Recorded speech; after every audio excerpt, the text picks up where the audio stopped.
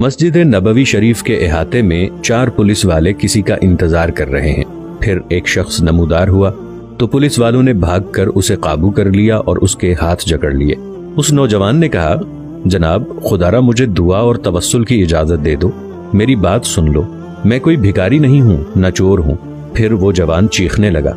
میں نے اسے غور سے دیکھا تو ایسے لگا جیسے میں اسے جانتا ہوں۔ میں بتاتا ہوں کہ میں نے اسے کیسے پہچانا۔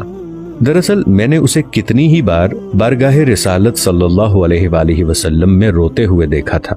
یہ ایک البانوی نوجوان تھا جس کی عمر 35 یا 36 سال کے درمیان تھی۔ اس کے سنہری بال اور ہلکی سی داڑھی تھی۔ میں نے جرت کر کے پولیس والوں سے کہا، جب اس کا کوئی جرم نہیں ہے تو تم اس کے ساتھ ایسا سلوک کیوں کر رہے ہو؟ آخر کیا الزام ہے اس پر؟ انہوں نے مجھے سختی سے کہا، ارے او ترک، تو پیچھے ہٹ، اس معاملے میں بولنے کا تجھے کوئی حق نہیں۔ لیکن میں نے پھر سے کہا، آخر اس کا تمہارے ساتھ کیا مسئلہ ہے؟ کیا اس نے کوئی چوری کی ہے یا کوئی جرم کیا ہے؟ بتاؤ تو صحیح۔ ایک سپاہی نے کہا، نہیں، یہ بندہ 6 سال سے ادھر مدینہ شریف میں رہ رہا ہے، لیکن اس کا یہ قیام غیر قانونی ہے۔ ہم اسے پکڑ کر واپس اس کے ملک بھیجنا چاہتے ہیں، لیکن یہ ہر دفعہ ہمیں چکمہ دے کر بھاگ جاتا ہے اور جا کر روضہ رسول میں پناہ لے لیتا ہے، اور ہم اسے حد ادب کے باعث اندر جا کر گرفتار نہیں کرنا چاہتے تھے۔ میں نے مضطرب ہو کر پوچھا، تو اب اس کے ساتھ کیا کرو گے؟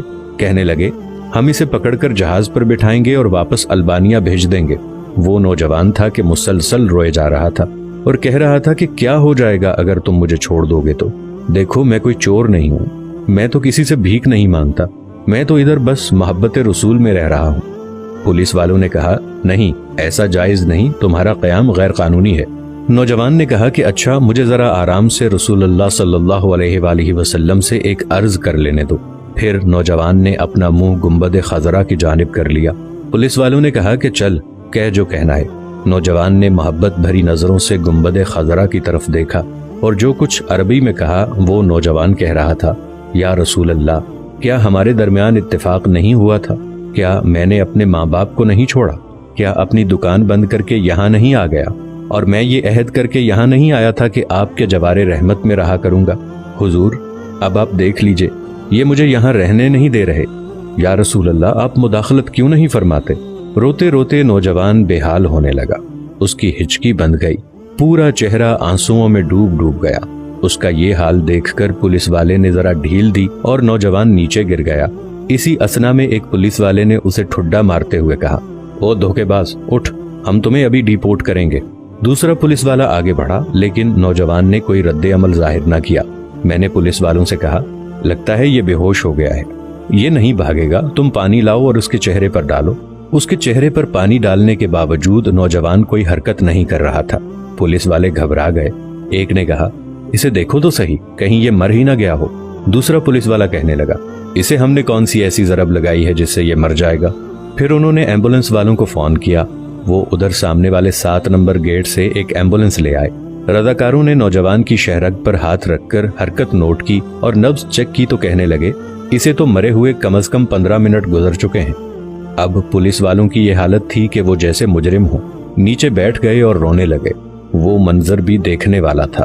ان میں سے ایک تو اپنے دونوں زانوؤں پر ہاتھ مارتے ہوئے کہتا تھا، ہائے، ہمارے ہاتھ کیوں نہ ٹوٹ گئے، کاش ہمیں معلوم ہوتا کہ اسے رسول اللہ صلی اللہ علیہ وآلہ وسلم سے اتنی شدید محبت ہے، ہائے ہمارے ہاتھ ٹوٹ کیوں نہ گئے، ہم نے اس عاشق رسول پر کیوں اتنی سختی کی۔ اس کے بعد ایمبولنس والوں نے اسے وہاں سے اٹھا لیا اور جنت البقیع کی طرف تجہیز و تکفین والے حصے میں لے گئے۔ غسل کے وقت میں بھی وہیں موجود تھا۔ میں انہیں کہتا تھا، مجھے بھی ہاتھ لگانے دو، مجھے بھی اس کی چارپائی کو اٹھانے دو۔ جب جنازہ تیار ہو کر نماز کے لیے جانے لگا تو پولیس والوں نے مجھے کہا، ہم نے جتنا گناہ اٹھایا ہے بس اتنا ہی کافی ہے، اسے ہمارے سوا اور کوئی نہیں اٹھائے گا، شاید اسی طرح ہمیں آخرت میں کچھ رعایت مل جائے۔ میرے سامنے ہی وہ نوجوان بار بار کہہ رہا تھا کہ یا رسول اللہ، آپ مداخلت کیوں نہیں فرما رہے؟ دیکھا، رسول اللہ صلی اللہ علیہ وآلہ وسلم نے مداخلت فرما دی اور ملک الموت نے اپنا فریضہ ادا کر کے اسے آپ تک ہمیشہ کے لیے پہنچا دیا۔ اللہ تعالی ہمیں اپنے حبیب صلی اللہ علیہ وآلہ وسلم کی ویسی ہی محبت عطا فرمائے جیسی اس البانی نوجوان کو عطا فرمائی تھی۔